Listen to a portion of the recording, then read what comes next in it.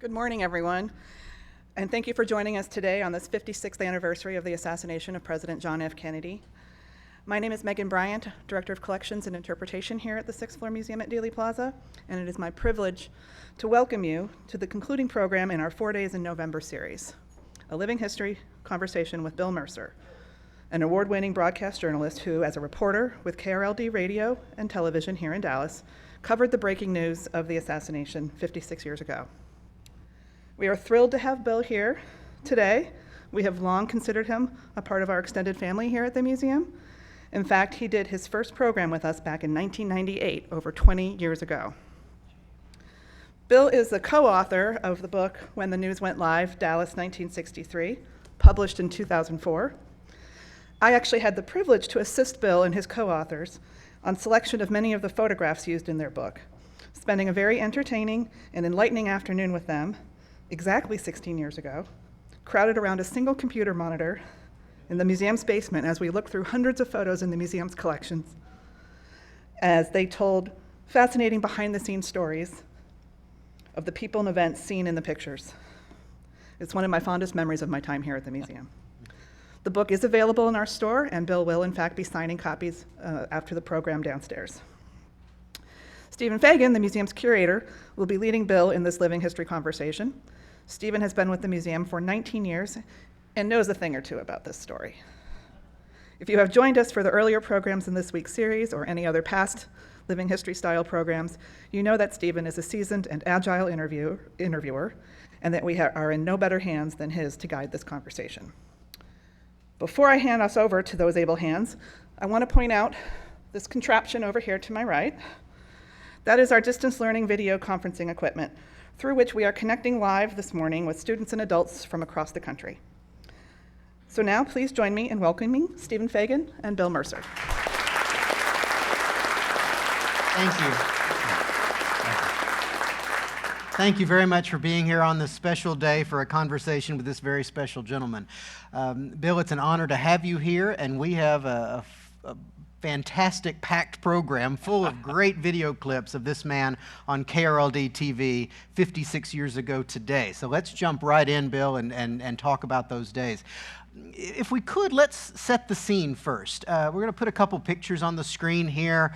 This is this particular photograph is 4 days before the 1960 presidential election inside the lobby of the Adolphus Hotel when vice presidential candidate Lyndon Johnson was here with his wife Lady Bird. Give us a sense of the political atmosphere that you remember in Dallas in those early 60s. We have a divided country right now. We could take that back to Texas, and we had a divided state. And that was one reason JFK came down here, was to raise money, of course, and also solidify his base and hope he could win Texas in the election. There were JFK, LBJ and his wife were walking over to the Adolphus, and a group of Republican women who were having a meeting in a hotel across the street, and they came charging out, and it was not exactly a physical melee, but it was a lot of words and a lot of threatening gestures going on. We had a lot of right-wing and I suppose I could say left-wing organizations in the area at the time, and I'm not really quite sure why. They were here before Kennedy ever came here, and we had interesting conversations with the John Birch Society and other people. You had a talk show program called Comment at KRLD, right. And you would bring different community figures in to do interviews? Right. Eddie Barker started that program. It was the first one at least in the state of Texas. We brought people in to interview, celebrities, local people, actors, actresses, and wasn't just strictly politics. And it was really a very enjoyable show. In fact, one of the most interesting things that I was involved in. We would ask questions of the person for about 30 minutes and then open the phone lines. I was thinking that wasn't an easy thing in those days, because unless you were in your home or at some place where they had a payphone, it was hard to call in. But people did, and that was the great thing about it, and they asked questions. One of the things that became rather obvious was the people who they tried to place in the show. For example, this one guy who was, Barker said, our news director, Eddie Barker, told us this fellow was a political science professor at some university. I can't remember which one it was now. And he wanted to be on the show and talk about political science and foreign affairs and all that. So we said, okay.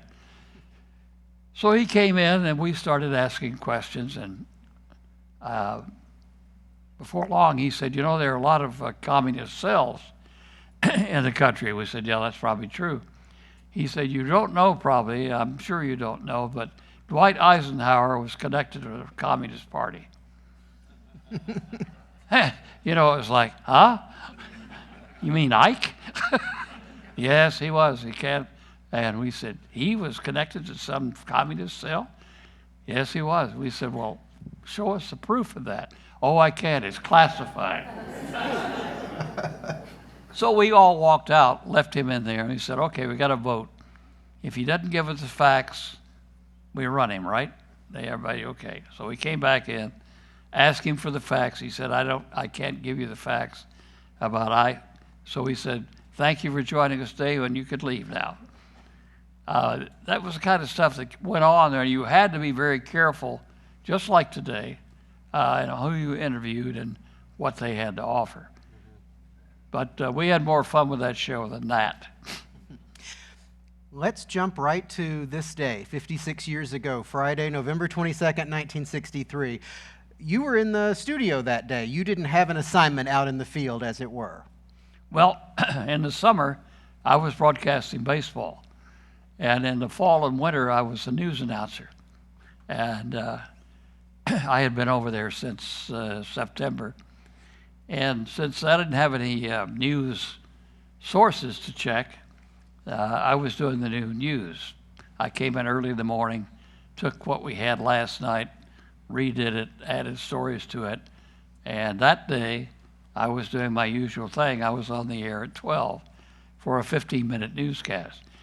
In that time, I didn't know what was going on outside the station.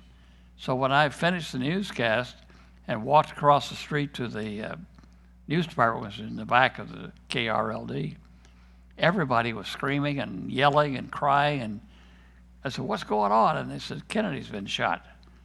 Wow. So I spent the rest of the afternoon answering phones. I had a direct line to a Boston radio station. And we stayed busy trying to give as much information as we could get to other sources around the country. But my being just in the studio didn't last very long. You were in the studio through the 6 o'clock broadcast, right? And then you were sent to Dallas Police Headquarters. Yeah, I was the only one left standing. all of the guys had been out covering everything since 6 o'clock that morning. So Barker, I didn't know what they were doing. They said, you're going over to the police department on the 3rd floor and make reports. I said, how do I make reports? Well, you'll find out, but they've moved the studio cameras, you know, those big ones, over to the 3rd floor, one of them, and we're microwaving back to the station, so the news will be, whatever you're doing will be live. We'll videotape it. By the way, we had just gotten our first 2-inch videotape machine, which was really a deal. Probably the first modern thing we got to cover. So you had a camera and an engineer and me in the 3rd floor of that police station, ready for a night of real interesting situations. Yeah, and we're gonna join you on the 3rd floor here. We're gonna show a clip of, I think, one of the first times you did live commentary, and you are talking with a police sergeant named Jerry Hill. Let me say, okay, this hallway was about as wide as that area over there, with that other section, wrong and then back. And you can imagine what happened later in the evening as people kept coming in. But it was very, very crowded. So we'll show this clip of you talking with Jerry Hill, who calls you Jim for some reason during the middle of... Probably thought I was Jim Underwood. In the background, though, notice, but right between Bill Mercer and Jerry Hill at the very beginning of this clip is a man who would go on to become a pretty well-known journalist. It's Jim Lehrer from PBS. Back then, he was with the Dallas Morning News. So look for Jim Lehrer lurking in the background in this clip here with Bill Mercer. Yeah. Great man. That's me with hair. This is a very good friend of ours, Sergeant Jerry Hill of the Dallas Police Department. Jerry Hill was one of the 6 men who apprehended Lee Oswald this afternoon at the Texas Theater. Jerry, recount how this situation started and what happened. We first got into the situation when we received a call that the president had been shot and for us to report to the location of the shooting at Elm and Houston Street. When we got to this location, a search of the building revealed that... Jerry, they're going to bring the all right, suspect Jim, up. we'll do it later. Yeah. On 300 block, room 317 here of Homicide Department. You're down on the floor. The man who will be brought down the aisle here is Lee Oswald. Now, there will be a great deal of confusion. Mr. Oswald is put through the door. I don't know if you saw him. Oswald lives at 1026 North Beckley. He is an employee of a bookbinding firm in the building in which the police and Secret Service men believe the president was shot today. That was the suspect, Lee Oswald. The rumor, if you did not happen to see the gentleman, the rumor has been rampant around the police department that there is a very good case that this is the man who they believe was involved in the assassination. This is strictly a rumor. If I can find Jerry Hill again now. I kept looking for him all evening. You do eventually get back together with Jerry Hill, and almost immediately as you're talking with him, all of these other reporters surround you, and microphones, as you can see here in this picture, are thrust into Jerry's face. And that was pretty indicative of the situation. It's very clear who the local reporters were. Bill, give us a sense of the difference that you observed between the local guys covering this story and the national and international reporters who were flying in and rushing to police headquarters. Well, I'll drop back a little. When I arrived at the police station, got the microphone out, the first encounter I had with an outside source was a rather large man with a lot of cameras on him. And he said, "What's that cable on the floor?" And I said, "That's my mic cable, runs down to the camera at the other end." And he said, "Well, if that cable gets in my way, I'll just yank it out." And I had a microphone about that long, and I, without remembering that I was on the air all the time, I said, "You touch that cable, I'll mash this microphone over your head." The engineer came down and said, "What's up? What's the matter?" I said, "Nothing, he's gone." But yeah, we knew all the, with our location in town and being in the news department, we knew everybody. So early on, when I'd see the chief of police or one of the guys that we knew, and I'd walk over to him and start talking to him, then whoever had come in from out of town would come over. I was kind of like Pied Piper. They all kept following me around for a while. And then they just kept coming, and I don't know how we got through that place. It was such a small area. But, and by not being exactly tall, I got really, and you'll hear it here in a while, I really got pushed around and trampled a little bit. It's interesting, as we watch this chronological progression of clips, the hallways are going to get more and more crowded, almost impossibly so by the end. We'll take a look at another clip now. This is you briefly encountering District Attorney Henry Wade in the hallway. Here is District Attorney Wade. Mr. Wade, walk along here with you, sir. what have you learned so far about the suspect, sir? There's really nothing new on it. They've filed on him for murder of the police officer, but there's nothing new on the thing. Was he chased away from the building where the gun was fired from? Well, I don't have any further comment to make on it. He was in the building, though, today. He was in the building today. Thank you, Mr. Wade. Can you hold up just a second? Thank you, Mr. Wade. That was District Attorney Henry Wade, who you just heard the statement. Of the famed And Roe versus Wade. as he said, the murder charges have been filed against him for the death of Officer Tippit, Please step back who over was the shot left, while he stopped the suspect driving his car on East Jefferson. And as you did hear, it was reported that the man was in the building you to step back. at the time of the shooting of the President of the United States. We will keep in contact with room 317 to see if there's any further word, and we give you a chance to see this suspect, Lee Oswald. Now back to KRLD.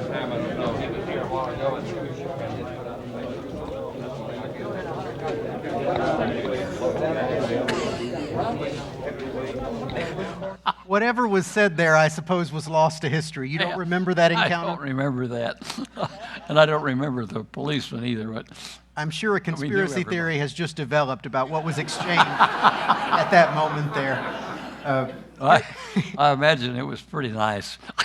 Well, I included that because it's really indicative of the good rapport that the local press enjoyed with the police at that time. I mean, there are all sorts of stories in the book you co-wrote with your KRLD colleagues about reporters would sometimes witness documents at the police station. They would ride on patrol with officers. Right. I mean, there was definitely preferential access to the local reporters. And the national guys coming in really took advantage of that situation. True. Jerry Hill, who I was trying to find, the detective, he and Arch Mcdonald captured Lee Harvey Oswald in the Texas Theater. Lee Harvey had gone down the street and he made a mistake of going across to the theater but not paying to get in. And a gentleman who was watching him called the police and told them what happened. So Arch McDonald went down the hall aisle and then came up in front of Lee Harvey, and Jerry Hill came in from the back. Oswald pulled out his pistol and started to shoot McDonald, who put his hand in, and the hammer came down and did not connect with the gun. And then Jerry Hill sort of just politely knocked him out. And that was the way it happened. So that's, you hear Oswald occasionally will say, I got hit by a policeman. And he used that all night, but that's the same hit every time. Just a little ad. Yeah, in this photo, you're talking with Homicide Captain Will Fritz. Yeah. Now, you mentioned earlier in that first clip about hearing rumors about this and that. And there's a little bit of misinformation. I think at one point you say that Oswald was captured driving down Jefferson, which is not accurate, of course, as you just explained. He walked in the theater. Can you give us a sense of where and how these rumors were making their way out into the hands of reporters? Well, somebody would just walk in and said, I talked to so-and-so, and they said, and then they'd give us a rumor. I didn't find out later because I was there down in this basement. So if somebody came in and one of the reporters and gave you some clue or talked to people, you just sort of packed it away because there were a lot of rumors for us who didn't know anything about it. But as you know, Oswald walked up the street from his apartment. Tippit stopped, got out of his car, and Oswald shot him. There were 13 witnesses to that, so there was no question who killed him. And then he goes on up the street and is captured. That I found out later. Let's take a look at another clip. This one, you're in dire straits. The hallway is impossibly crowded at this point, and I mean, it'll just speak for itself. Here is the suspect. Will you roll it, please? The suspect is coming. Turn it on. Back against the wall. All right, these people have given me a hearing without legal representation or anything. Did you shoot the president? I didn't shoot anybody, no, sir. You just heard Oswald, who said he did not shoot anybody. You don't have to push. Lock it on. I'm being pummeled here. being pummeled very heavily. You just heard Oswald say, Heavy pummel. I did not shoot anybody. There was one time the shot was out of one of the detective's door, and there were some guys standing out there. They had the door open, and everybody came out, and I wondered where I was. And when the door closed, they'd push me behind the door. So it was really you needed a little bit of physical muscle that I didn't have to get involved with this.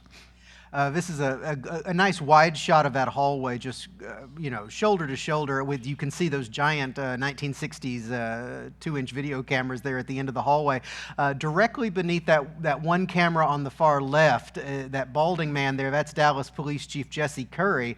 And if you look close, you might notice that a reporter is actually balancing his notepad on Curry's back and is taking notes on the police chief's back while this is happening. Throughout that weekend, there were security concerns. Of course, the president's just been shot. Oswald is being marched up and down the third floor hallways there. This room is packed, and of course, there's no x-ray machines or metal detectors or anything. Were you concerned at all that at any point that weekend someone might just pull out a gun, as Jack Ruby did on Sunday? No, I didn't even think about it. Those things just didn't happen, right? And as far as I knew, everybody up there was in the media, so can't imagine them shooting anybody. It never crossed my mind. Of course, Jack Ruby was famously there on Friday night while you were there. Passing out sandwiches. Did you know Ruby? No. Wes Wise knew him well. Well, it's good. Speaking of sandwiches, that's a perfect tie into this next clip. It's very short, but I just had to include it. Sure. They asked one of those engineers on the headset if they've got any sandwiches down there. I'm going to stay down here at this location, but I'd like something to eat. I'm starving. That's when you had, you see studio work today, and there's a floor manager, and they've got somebody handle this, and you're always in constant contact. The engineer and the engineers have had to contact the station, but I had no contact the station. I'm out there running on fumes and trying to do this job without any direction. So it was quite a test for us locals to get involved with stuff like this. It was the first time. Did you end up with one of Jack Ruby's sandwiches? No. So you never got to eat? I never got to eat. They didn't care. I was over there. I had to stay there. I couldn't leave, so what the heck? So the night wore on, and the picture we're looking at here, of course, there you are right next to that KRLD video camera, and we see Oswald. This is during the famous midnight press conference, as it's been described. Now, that camera, it's worth noting, that's the camera that was up on the third floor earlier. Right. And used to be in the studio. Right, and so they had to get that down. This is the basement assembly room. Was that a process?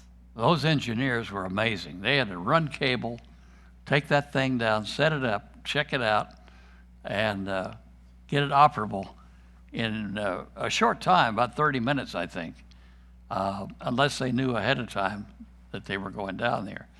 This picture was a problem for me. You see, I'm back there by the camera. I'm the guy back there with the hair. And Pashalik is the engineer. But you'll find out what happens here that I talked to Oswald. And when we got this picture and we're making this book up, I said, I know I was down there below him, but now I'm not sure. Maybe I was just dreaming it. But my son called in and said he'd heard it. And so we said, okay, you did talk to him. So, and this is your claim to fame as far as the Kennedy assassination is concerned. That's right. This and the Ice Bowl. Well, with the Kennedy assassination, this is the moment. You were actually the one who first informed Oswald that he had been formally charged with the murder of President Kennedy, and it happens right there on the TV cameras. And Oswald definitely has a reaction to it, as we'll see in this next clip. I was told just before I came downstairs by a detective came out and they said, Bill, here's some news for you that you might be able to use. We've just signed the charge papers on Oswald for killing the president. So he's been charged. I said, okay.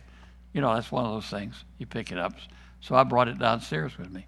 Yeah, and used it to great effect in this clip we're about to watch here. The sound's a little low only because the microphones were so far away from Oswald, but the clip will get louder as those mics got closer to Oswald. Here he is, a slight fellow with some scratches and marks around his face. He's making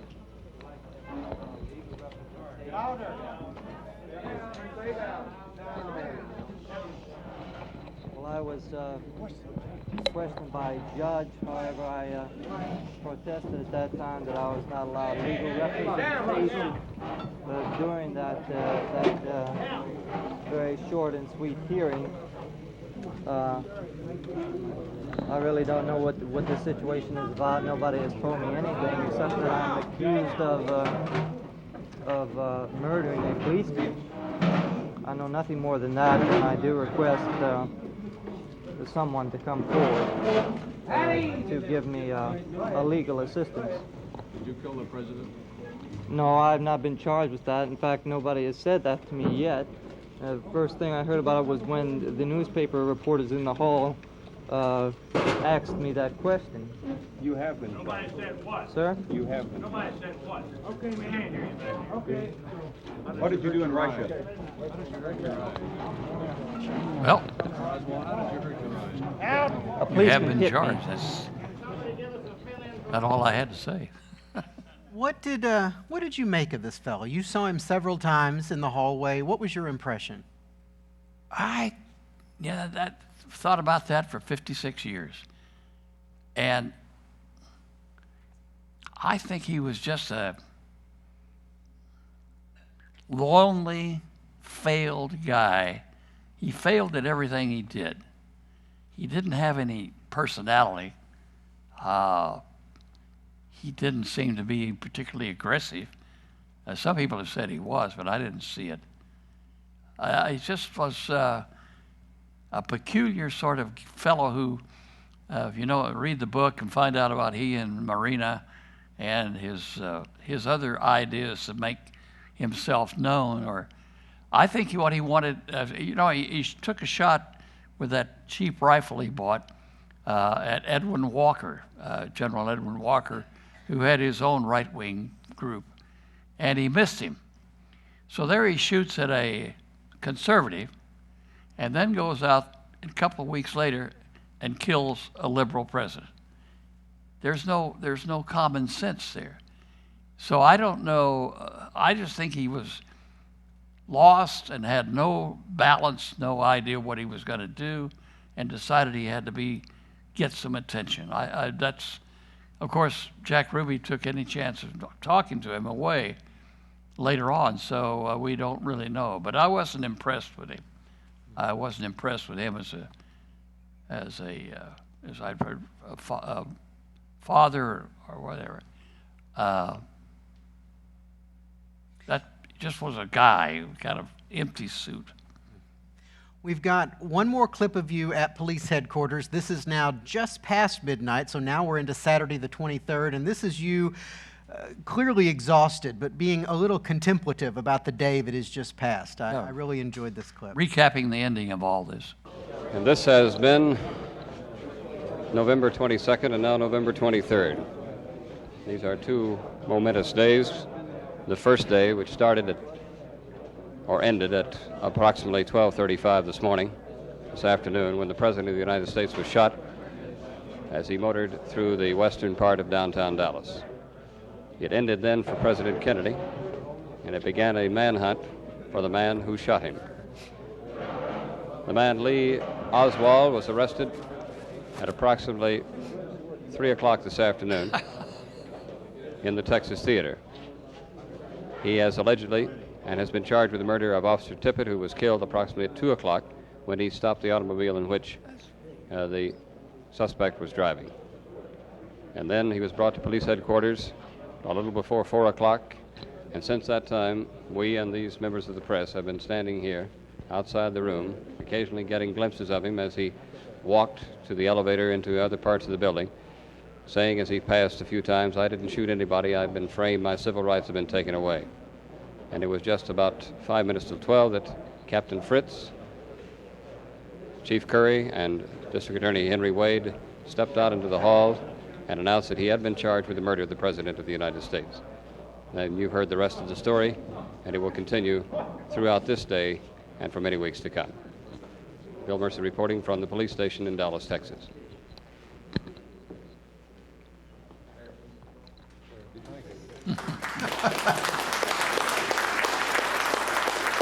I could ad-lib pretty well at the time.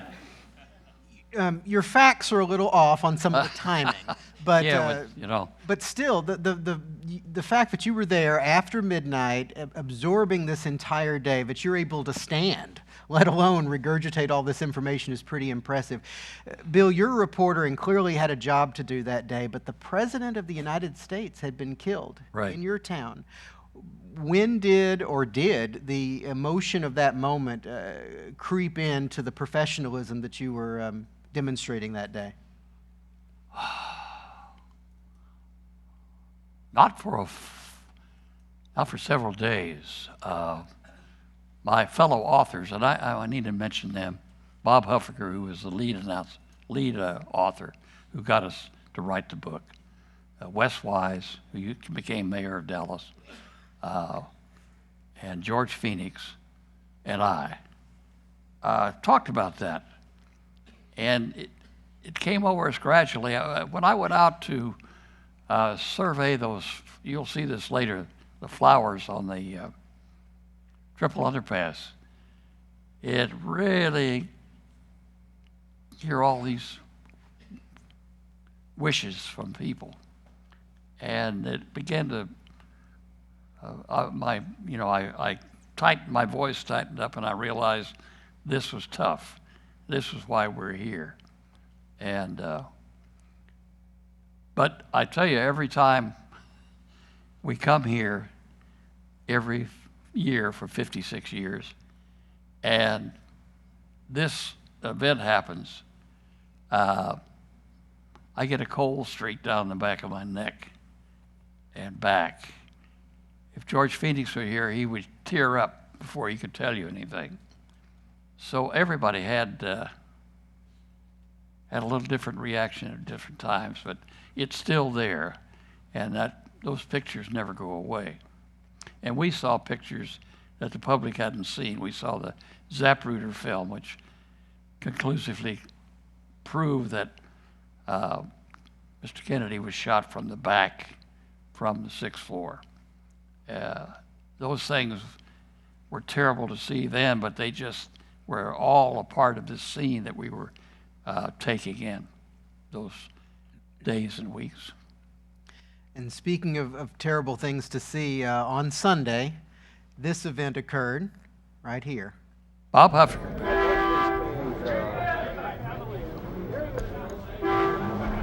This is the basement floor of the Dallas City Hall, and that's a scuffle on the basement floor. It seems to concern photographers. He has been shot. Oswald has been shot. Lee Oswald. Oswald has been we're shot. going to switch now. Police. Funny thing about, technology we didn't have much of.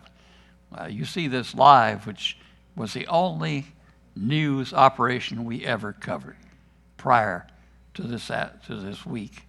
We took cameras out to the Cotton Bowl to shoot football games, but we never took those big studio cameras out to shoot a news event that happened. We just couldn't do it. And so this is why we named the book When the News Went Live. It was the first time we ever covered the news live. And it was, thank goodness we could do it. But we had, all we had was little handheld cameras, a audio camera. We called it the Mickey Mouse because it had big roller. And in the mobile units, we had a push-to-talk microphone, which you could pull out the door, but you still were attached to the car if you wanted to interview anybody out there. So we were pretty well had a hard time for instant news, and that's why this is so important. You were at the studio when Jack Ruby here shot Lee Harvey Oswald. Yeah. Can you give us your immediate reaction to seeing this happen on camera? Well, I can't tell you exact words, but I know some of us are saying, my God, it's going on forever. What is going to happen now? Who's going to shoot Ruby? Because we didn't know what he was doing, why he was in it. And it just seemed like, the thing goes and goes and goes. And then after that, it settled down pretty well. But it was just about too much to take. You alluded to this a moment ago, but you did go out with a film cameraman to the plaza when it was covered with these wreaths and floral designs and cards. Tell us what the purpose of that was. Well, I was just in the newsroom, and the CBS producer said, we're going to send you out to the Triple Underpass, and I want you to do a report on all the flowers that are out there.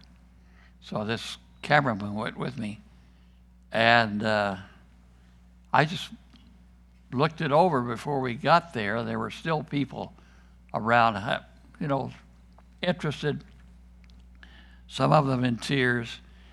And I thought, well, the only thing I can do to make this interesting is to see the people who have sent flowers and see what they said. And so I walked through and picked up and looked down at the flowers and read the card on it.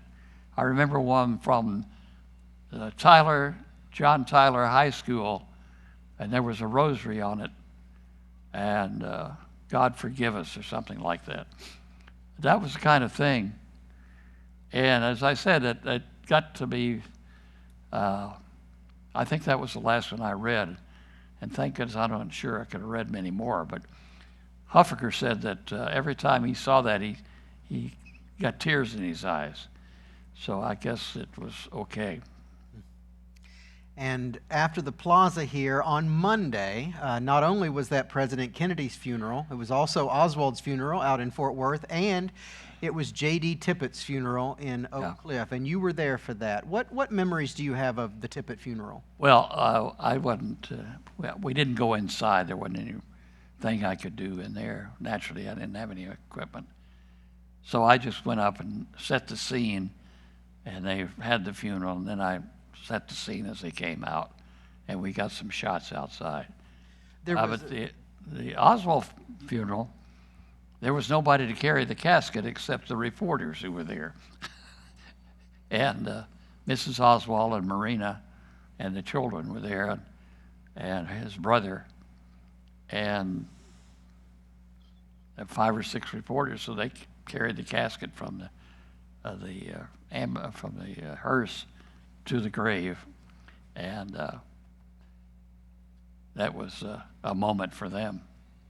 There was a deliberate sensitivity expressed here, not going into the church, not trying to speak to any of the family or anything like that. There was another story that came out of KRLD that proved to be extremely controversial involving Dan Rather. Do you want to tell us that story, and then we have a clip to watch of that? Okay. Eddie Barker's children went to this school in North Dallas, and a person called in and said when they announced that the president had been killed, the students applauded and laughed or whatever. Anyway, did not react as you would expect. So Dan Rather had also had a call. Dan was the CBS news reporter out of Austin who came up and covered for CBS, and they were all in our newsroom. So Dan and Eddie Barker talked about this call, and Eddie said, well, let's just wait. Let's don't use any of this until we send people out there and we find out for sure, because I don't think it happened. The announcement could have been, school's out, the president's been shot, and there could have been, I don't know how they would have announced that, but some way, if that happened, you can understand that might have created some interest. So Dan Rather said, okay, we'll wait, and Barker then began getting some people to come in from the school. Well, lo and behold, the next newscast at CBS, Dan Rather reports that children applauded when the announcement of Kennedy's death was announced, and they were free to go home. Barker, who could almost go insane occasionally, there's somebody who knows him, went out and we had these big trash cans out, and he kicked the trash can all over the news. This was typical. He was furious, and he walked out and he said, "Out, you so-and-sos from CBS, get the heck out of my newsroom, and you're not coming back." And Rather said, well, I say, you too, Rather, you're the worst of the bunch. Here we are, a CBS station, and our news director has just kicked CBS out of the station. And I don't know where they went, but anyway, that caused quite a discussion between New York and the management for quite a while. But in the meantime, we had that story. Was that true or was it false? To contextualize this a little bit, one of, I believe, Eddie Barker's concerns was Dallas's already fragile reputation. Yeah. Dallas was already criticized as this hotbed of radical conservatism, which is interesting. There was this focus on the city's conservatism, and yet a left-leaning Marxist was the man accused and arrested for the crime. But Rather's story, which went nationwide, just poured gasoline on that fire. Oh. So Barker put together essentially a rebuttal for a story that aired on his own station. Let's take a look at a clip from this, because you got roped into being involved. I got the assignment. Earlier this evening on the Walter Cronkite CBS News program, a segment of the news broadcast originated in Dallas, and a local minister was quoted as saying that in a fourth grade school in North Dallas, when the announcement was made that President Kennedy had been assassinated, the children cheered and clapped. A CBS News representative in Dallas told KRLD that the school in question was the University Park School. We have with us in the studio now a fourth grade teacher in the University Park School. She is Mrs. Genevieve Cleveland. She has been a teacher in that school for 26 years. And Bill Mercer will discuss with her now what happened in the University Park School in one fourth grade class on the afternoon that the president was assassinated. Bill? Mrs. Cleveland, where was your fourth grade class at the time of the announcement of the president's death? There was no announcement made at school. As a matter of policy, Mr. Williams felt that it would be better for the children to hear it from their parents at home. He felt that it would be a very disturbing thing to happen so early in the day. How many fourth grade classes are there at University Park? There are 5. Now, there are 5 classes. Did you talk to the other fourth grade teachers at University Park Elementary School that day? Yes. We were all shocked and horrified. It was very difficult to be able to carry on a class knowing the news and not telling the children. Now, did any of the other teachers mention to you that any incident at all happened in any of their grades? No. Nothing was said at all. We've been together today. Nothing was said of anything that the children might have said. From my room, they came in from a special class. They had heard the news in the hall. They were shocked and horrified and concerned just as we all were. There was nothing of anything that this report has said, to my knowledge and belief. You do believe that if an incident had occurred, that because the teachers are so close together, that this would have been of your knowledge then? I believe so. I am sure that I would have heard anything like that. Powerful rebuttal. And it's worth noting that Eddie Barker's children went to University Park Elementary School. We talked about rumors a moment ago. we got calls all the time about stories. I got a call from a friend of mine who called me and said, hey, a little story I'll tell you, you can use it or not. He said, my next door neighbor's son came home from school early and he was crying. He said, and I went out to him and I said, what's the matter? And he said, Mister, the president's been shot and I'm afraid my father did it. So undercurrent of all this divide that we had, somebody left a feeling in the air for this little boy. I didn't use that story. That's too much of a rumor and no facts involved in it. But that just one of those things that came up. If you have questions for Mr. Mercer, if you'll pass your question cards to either end of the rows, we'll take a few of those in just a moment. A week after the assassination, CBS sent you back to Dealey Plaza for a rather interesting story. Let's conclude with that because it bookends nicely where we started this and about the political atmosphere in the city. Well, it was a long time, and we'd had that thing of the teachers and the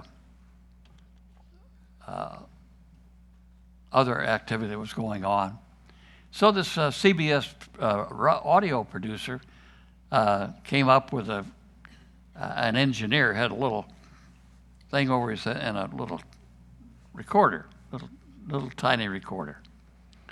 And the producer said to me, now, I want you to go out to Dealey Plaza and interview a conservative. That was the assignment. That was the assignment. Interview a conservative. And I thought, dang, they don't wear their across their chest. So we get in the car and the engineer says, how the heck are we going to find a conservative? I said, I don't know. Well, why are we going out here? I said, because I've been told to go out here and find one. Well, we got there, and there weren't very many people there that day.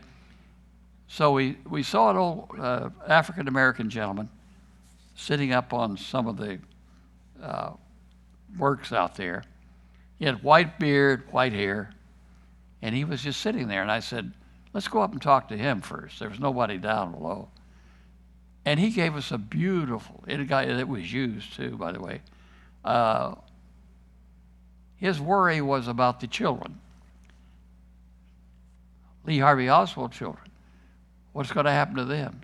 Mrs. Kennedy and those children. And children who have heard about this, and now they're all worried about, can they get through? Is somebody else going to get shot? It was just perfect for kind of a synopsis. So we walked down on Main Street, on the sidewalk, right where the flowers were. And the engineer said, come on, Bill, let's go back. We haven't got anything. And I said, and I happened to look up. There's a little hill there, you know. And I looked up, and a person walked over the hill. He had on a very nice overcoat, a nice hat, a three-piece suit, and a briefcase, and an umbrella. I thought, well, maybe. And so I said, well, let's wait a minute. Let's let this gentleman come down and see what he's doing. So he walked down and he started looking at the flowers and reading cards. Now, we weren't one of those reporters who would rush up and throw the mic in his face. But I just stood there for a while and let him sink in what he was doing. Now, I casually walked over to him and I said, let me introduce myself. I'm Bill Mercer, CBS News.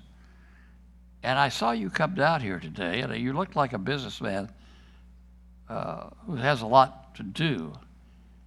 Can you tell me why you came down here today? And he said, point blank, I hated John Kennedy, but I didn't want him dead. And then he continued to talk about how terrible it was and how much we hate each other and we this and that, and we shouldn't do that and that. And I am so sorry. I came down here to apologize and tell him I'm sorry for the way I felt. I didn't get an award for that. Great reporting. Great reporting sometimes is just being at the right place at the right time, and that was one of those things. But I would never want to try it again. Did you ever get a feeling for why CBS was so insistent that you speak to a conservative? I guess there had been so much kind of liberal talk, and they wanted to balance things or something. And of course, everybody knew that their conservatives were, they called them Democrats, but they were Republicans in Democrats' clothing then, that they ran the country, the state. And so this was discussed, and so let's see what a conservative says about this. And that was their idea, I'm sure. I don't know if they expected to get what they got. All right, so we have some questions here. I have a couple in my hand here already. You'll have to read them for me. I can't see. No, I will, absolutely. Do you think it's inappropriate for police to talk about someone's crime and explain evidence before they have been formally charged with a crime? Speak to whom? The media? I believe it's with reference to, in the hallways, the rumors, police officers talking on camera, and this is during the day prior to Oswald being officially charged. It's something that wouldn't happen today in 2019. Well, that whole thing wouldn't have happened. They wouldn't have brought Oswald into the hall. They would have, and that would not have happened. It's probably wrong for anybody up there, and the police particularly, but if they had a rumor, they would probably tell it to one of us that they knew. No, I don't think it's a good idea, because the reporter then has to make a judgment if he should use it or not, and I would not have used it. Just the rumor is not fact, and you're probably right. They probably shouldn't do that, but when you're good friends, like with Jerry Hill, he would tell me something and I believed it. And he wouldn't tell me anything unless it was true. Arch Mcdonald the same way, and others. So I don't think that happens very much. When you were traveling with the Dallas Cowboys, were you ever criticized from being from Dallas? Oh, yeah, of course. And I went out to see my cousin of mine in California when we went out there for a game, and she was sure that LBJ had orchestrated the whole thing. And why wasn't he arrested, and et cetera, et cetera.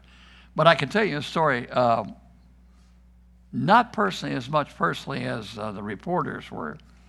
Blackie Sherrod, who was doing color with me on the Cowboys later, and the other reporters were in New York, and they wrote their stories, and they got out and they went down and caught a cab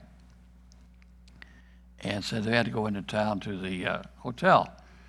So the cab driver, being loquacious as New Yorkers are, said, "Where are you guys from?"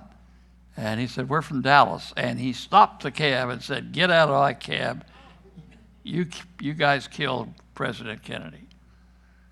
So after a long discussion about the fact that they were reporters and no, Dallas did not kill Kennedy, this guy, transplant, killed him, he took them into the hotel.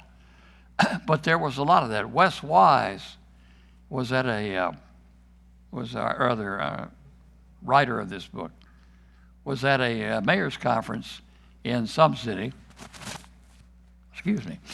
and they were talking about things, and a mayor, obviously a little bit under the weather with drink, came up to him and said, "Hey, Wes Wise, how does it feel to be the mayor of the city that killed the President of the United States?" And Wes said, "I had two options, to say nothing or hit him. And I thought it would be bad for my reputation if I hit him." So he just turned and walked away. The next day, some guys came up and said that he was drunk and he wanted to apologize, but he had to leave. So those things happen. I went to a university party.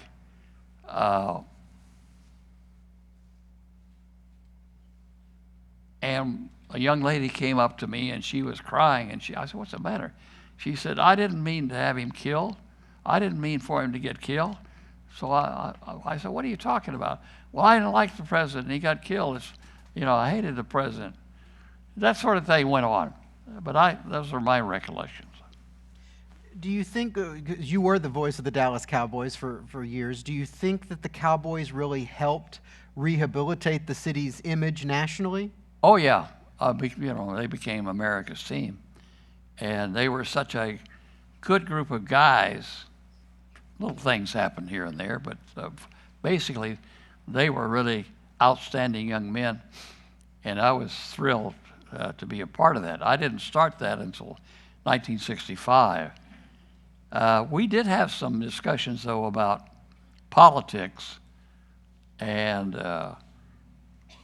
because we were the media, we must be left-wing or, leftist. And some of the assistant coaches and I and others got some disparaging words, and one of them threatened to fight me. But so there was a lot of stuff in the air in that time. But mostly the Cowboys were fine, and Tom Landry was a good friend of mine and never said anything about anything. There are actually several questions in this stack that want your thoughts on the news today, media bias, and also there was one that was quite interesting asking, how do you think today's news media would cover something like a presidential assassination? Well, there'd be a lot of mayhem. We got close to it, as you could see, but that has been, being a reporter, journalist, I still live with it. I have to go into it every day or I feel left out. And some of us have talked about this. It would be I don't know how the country reacted differently then, because they were overwhelmingly not as divided. We were divided, but not that much. They're divided today, and I don't know what might happen. The media our media, and I'm a realist in the news business, that the Washington Post, the New York Times, and the networks, main networks, for the most part are telling the truth. But there are several of the others around who, and this thing might have caused, I just hate to think about it, because I just, as much as we're involved now in this mess with the impeachment and everything, something happens to him, and God help the country. I just don't know what might happen. But I know the news, as they can do it, would be on it, and every helicopter, and, they did a pretty good job when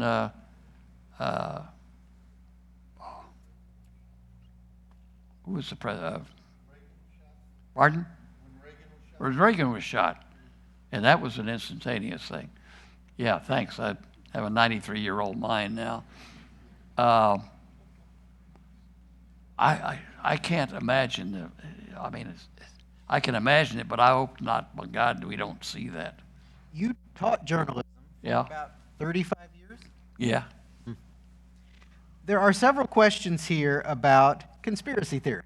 Ah, as you good. might imagine. I think you've made your feelings known about Oswald and your belief in Oswald's guilt. Right. My microphone may be cutting out. I'll just try to talk really loud. Do you think, I'll paraphrase these various questions this way, do you think there is a possibility for conspiracy, or are you firmly convinced it was just Oswald by himself? Let me go back to when we put this book out. We would go around to various towns all over the state, answering questions and signing books.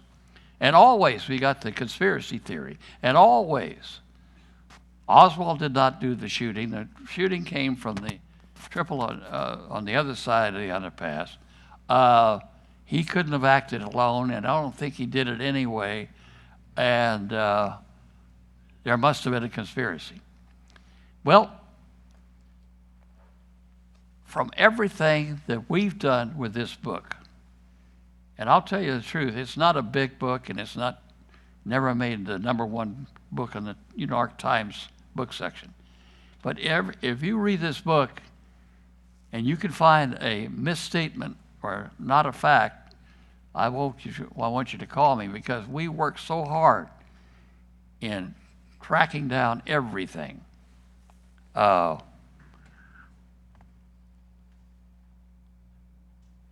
The conspiracy theory, for one thing, let's take the shooting. We have about 1 minute till the moment of silence. I just want you. Oh, okay. Well, very quickly. Oswald's fingerprints were on the gun, around the boxes here in the Texas Depository. The shooting came from that window, and that's an easiest shot for anybody who's ever fired a rifle or been in the service. And if there was a conspiracy, why didn't they pick him up at this location when he walked out of the building? Somebody should have gotten him, because they needed to get him out of town.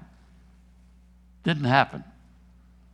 So if there's a conspiracy, maybe someday after I'm gone and you're all are old, somebody may come up with it.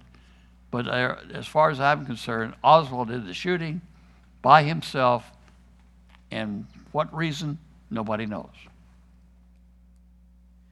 Thank you very much, and thank you for being here with us today. Please join me in thanking Bill Mercer for being our special guest. Thank you.